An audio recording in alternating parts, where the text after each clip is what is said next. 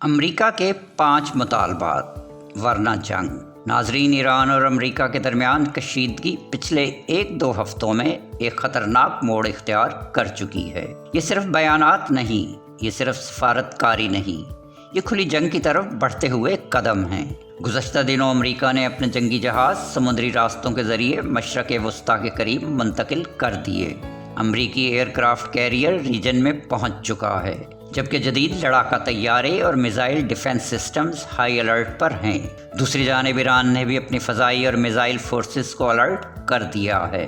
ایرانی قیادت واضح پیغام دے چکی ہے کہ کسی بھی حملے کا جواب فیصلہ کن ہوگا۔ اسی دوران اہم پیش رفت یہ سامنے آئی کہ سعودی عرب سمیت بعض خلیجی ممالک نے امریکا کو پیغام دیا ہے کہ ان کی سرزمین یا ایئر بیسز ایران کے خلاف حملے کے لیے استعمال نہ کیے جائیں۔ یہ پیغام اس بات کا ثبوت ہے کہ خطے کے ممالک بھی اس جنگ کے پھیلنے سے خوف زدہ ہیں۔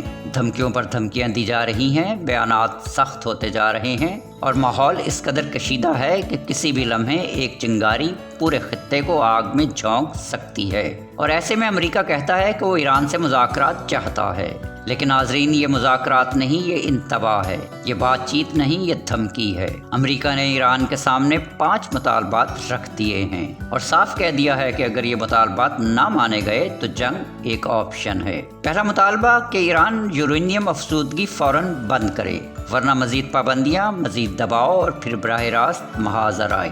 دوسرا مطالبہ کہ ایران اپنے افزودہ یورینیم کے ذخائر ختم کرے اور انکار کی صورت میں جنگ کے بادل منڈلا رہے ہیں۔ تیسرا مطالبہ کہ ایران اپنا میزائل پروگرام محدود کرے، حالانکہ یہی میزائل ایران کی دفاعی ڈھال سمجھے جاتے ہیں۔ چوتھا مطالبہ یہ کہ ایران خطے میں مزاحمتی گروہوں کی حمایت ختم کرے، ورنہ اس کشیدگی کو مکمل جنگ میں بدلا جا سکتا ہے۔ اور آخری سب سے خطرناک مطالبہ یہ کہ ایران اسرائیل کو تسلیم کرے۔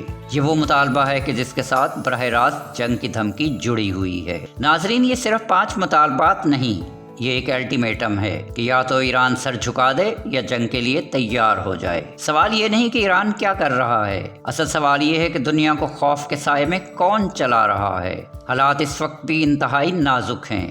فضا میں بارود کی بو ہے، دونوں طرف انگلیاں ٹریگر پر ہیں اور کسی بھی وقت حملہ ہو سکتا ہے اور جنگ چھڑ سکتی ہے۔ آخر میں ہم یہی دعا کرتے ہیں کہ اللہ پاک اس خطے کو جنگ سے بچائے، بے گناہ انسانوں کی حفاظت فرمائے اور دنیا کو عقل و امن کی راہ دکھائے۔ یا اللہ ہم سب کی حفاظت فرما، آمین۔